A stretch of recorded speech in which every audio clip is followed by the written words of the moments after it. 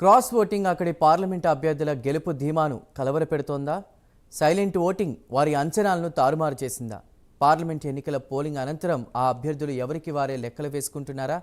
రోజులు గడిచే కొద్దీ వారిలో గెలుపు ధీమా సన్నగిలుతోందా అంటే అవుననే సంకేతాలు కనిపిస్తున్నాయి. ఇంతకీ ఎక్కడా ప్రాంతం, ఎవరా అభ్యర్థులు అంటారా? ఇది తెలియాలంటే ఈ స్టోరీ చూడాల్సిందే.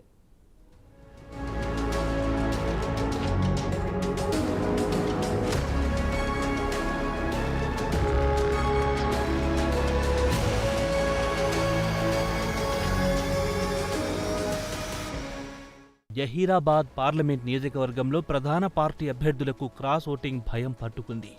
పార్లమెంట్ ఎన్నికల్లో జహీరాబాద్ నియోజకవర్గంలో క్రాస్ ఓటింగ్ జరిగిందన్న సమాచారంతో ఆయా పార్టీ అభ్యర్థుల్లో ఆందోళన వ్యక్తమవుతోంది.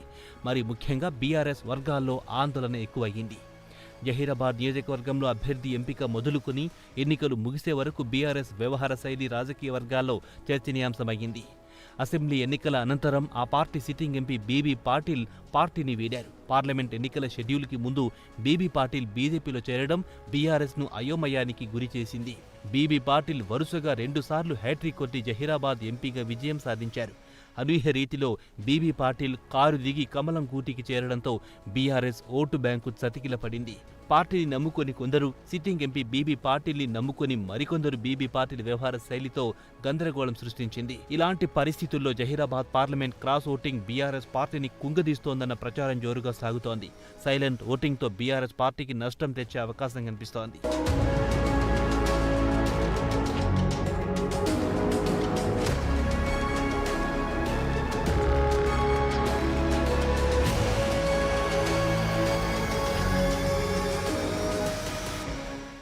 జహీరాబాద్ సిట్టింగ్ ఎంపీ బీబీ పాటిల్ సడెన్గా బీఆర్ఎస్ పార్టీని వీడి బీజేపీ తీర్థం పుచ్చుకోవడంతో బీఆర్ఎస్ పార్టీ అయోమయంలో పడిపోయింది. చేసేదేమీ లేక పార్టీ అధినాయకత్వం జహీరాబాద్ నుంచి పోటీ చేసేందుకు సరైన అభ్యర్థి కోసం పార్టీ అన్వేషణ సాగించింది.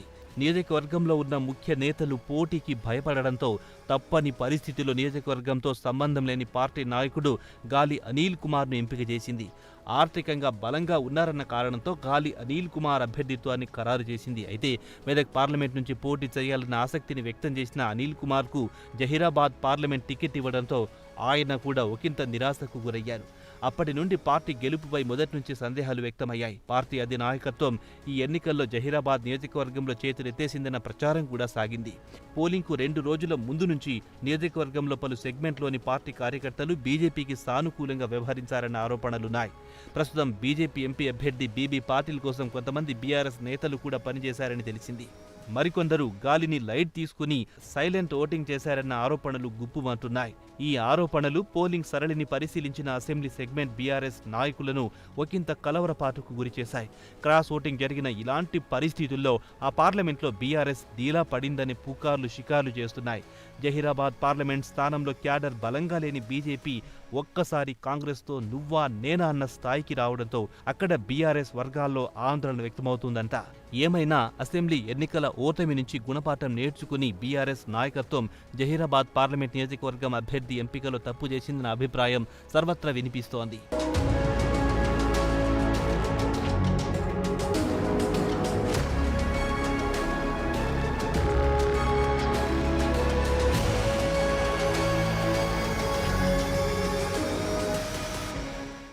జహీరాబాద్ పార్లమెంట్ స్థానం 2008లో ఏర్పాటయ్యింది.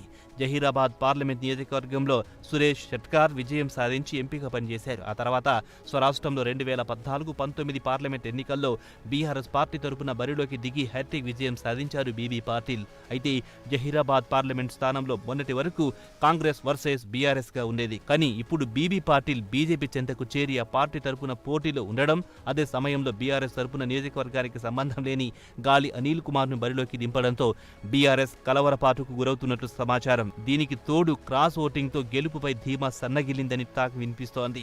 జహీరాబాద్లో క్యాడర్ లేని బీజేపీకి బీబీ పాటిల్ రాకతో కొత్త జోష్ నింపింది. జహీరాబాద్ నియోజకవర్గంలో మొదటిసారి బీజేపీ అనూహ్యంగా పుంజుకుంది. ఎన్నికల ప్రక్రియ ప్రారంభమైనప్పుడు నియోజకవర్గంలో బీజేపీ ప్రభావం అంతంత మాత్రంగానే ఉంది. పోలింగ్ తేదీ నాటికి కాంగ్రెస్తో నువ్వా నేనా అనే స్థాయికి బీజేపీ పుంజుకుంది. బీఆర్ఎస్ అభ్యర్థిగా పోటీలో నిలిచినప్పటికీ బీఆర్ఎస్ జహీరాబాద్ పార్లమెంట్ను లైట్ తీసుకుందని తెలుస్తోంది.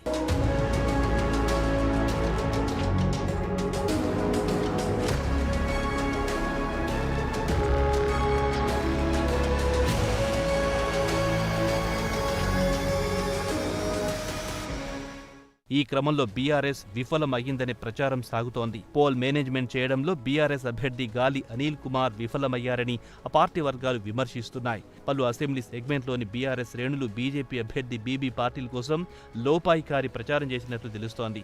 ఫలితం బీబీ పాటిల్కు విజయంపై ఆశలు పెరిగాయి. దీంతో జహీరాబాద్ పార్లమెంట్ స్థానంలో రెండు జాతీయ పార్టీల ఫలితాలపై అంచనాలు నెలకొన్నాయి.